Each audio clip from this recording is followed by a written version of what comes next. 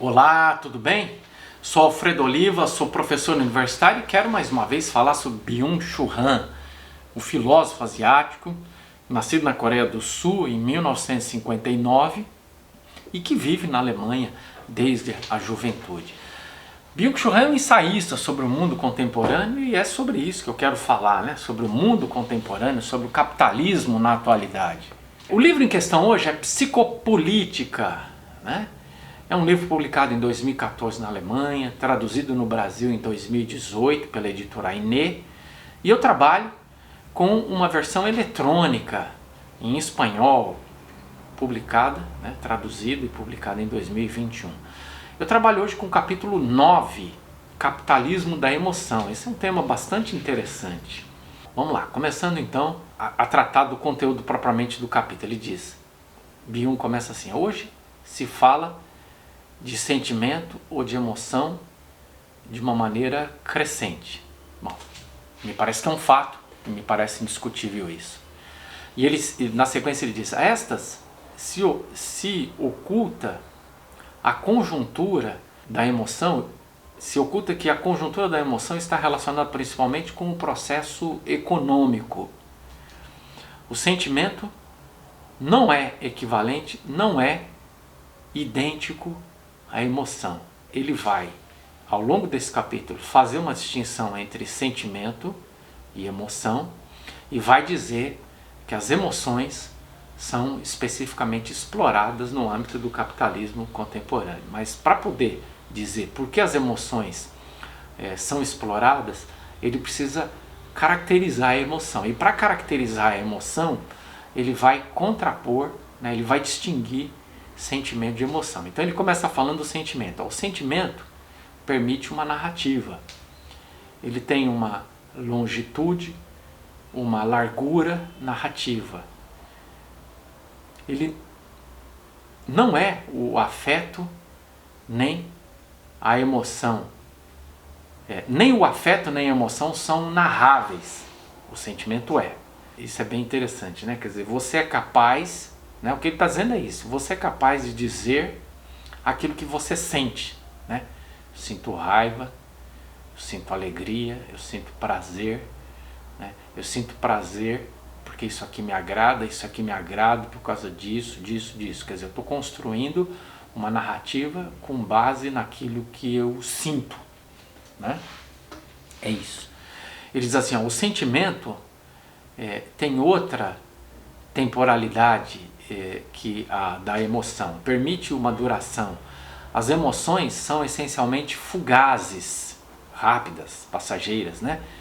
E mais breves que os sentimentos, né? Como o sentimento dura mais, o fato dele durar permite que você fale sobre ele, que você construa uma narrativa sobre ele, uma narrativa que explique aquilo que você está sentindo, né?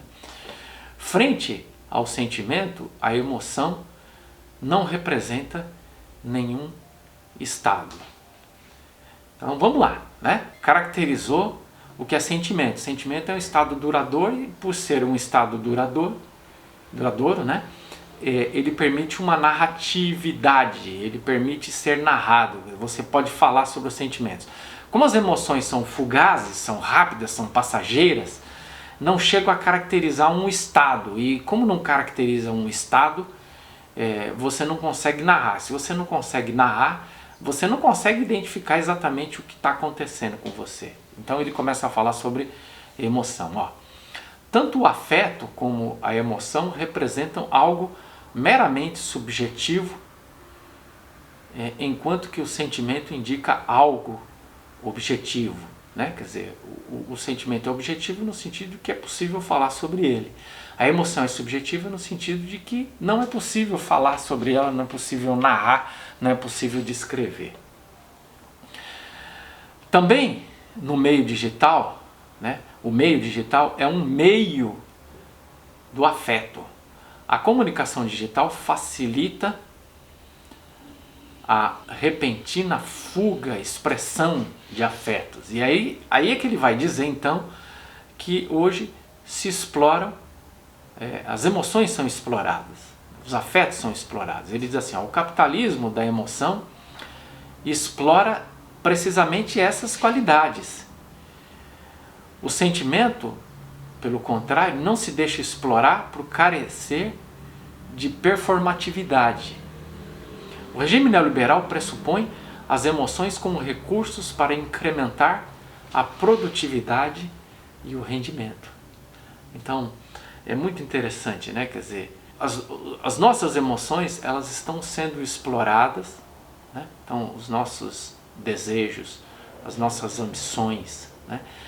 Essas coisas estão todas sendo exploradas pelo capitalismo. Percebe que pode manipular as nossas emoções, pode nos convencer, pode nos conduzir impulsivamente à produtividade, né? Então, as pessoas, por exemplo, não refletem sobre o fato de serem exploradas, não refletem sobre o fato do capitalismo ser injusto, não refletem sobre a possibilidade de resistir em tudo aquilo que está acontecendo.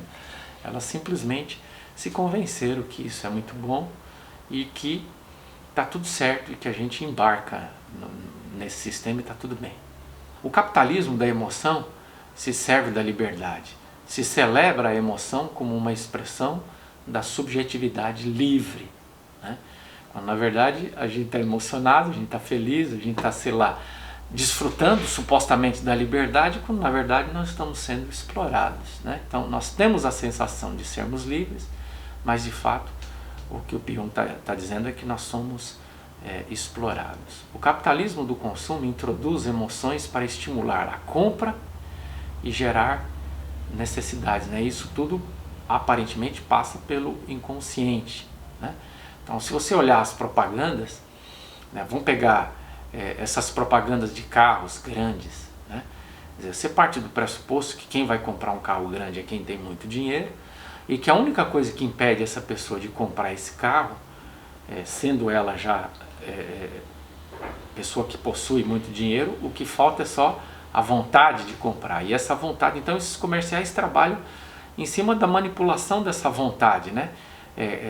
Instiga a cobiça, instiga a inveja, né, dessas pessoas e tenta produzir um impulso de compra, né? Tenta manipular o inconsciente dessas pessoas no sentido de dizer, olha, como é que o seu amigo que é tão rico quanto você, ele tem o carro X e você não tem o carro X, né?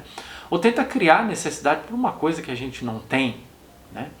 Seja através dos comerciais de televisão, seja através das propagandas que são feitas na nossa timeline, né? No Facebook, no Instagram, ou os produtos que são oferecidos na nossa caixa de e-mails ou coisas parecidas, né? Então, o tempo todo as nossas emoções estão sendo exploradas, né? Essa fugacidade, né? Esses impulsos que nós temos. Quantas vezes nós compramos por impulso, né? Não pensamos, não refletimos, sequer percebemos que estão sendo impulsionados ao consumo, né? As coisas não podem ser consumidas infinitamente, as emoções podem, né? Então é interessante, né? Quer dizer, o nosso planeta possui recursos, objetos consumíveis que são limitados. Talvez os recursos sejam muito grandes, aparentem ser infinitos, mas eles não são infinitos, né? Mas as emoções são. Então as emoções podem ser exploradas ao infinito e a partir da exploração das emoções é possível conduzir as pessoas ao consumo, né? Bom, é isso, né? Capitalismo da emoção. Espero ter ajudado a esclarecer alguma coisa nesse capítulo.